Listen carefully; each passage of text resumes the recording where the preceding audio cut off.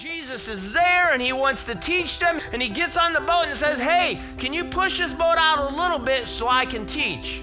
And Simon says, yeah, no problem. So the boat goes out, Jesus teaches, and he gets done teaching. And he looks at Simon and he says, can you push out to the deep?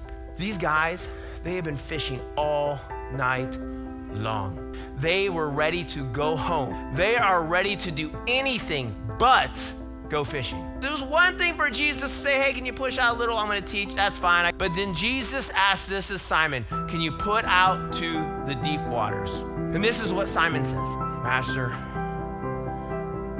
we've been fishing all night long, and there's nothing out there. In other words, Simon is saying this.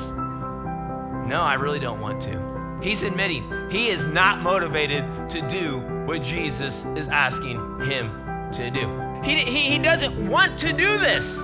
He doesn't want to do what Jesus asked him to do. And we're going to stop right there, because I'm going to ask you right now, what is it in your life that Jesus is asking you to do that you don't want to do? Because from my experience, most of us have something, or we go through seasons, or we have situations where Jesus asks us to do things and we don't want to do them. You see, Simon didn't know he was going to get more fish.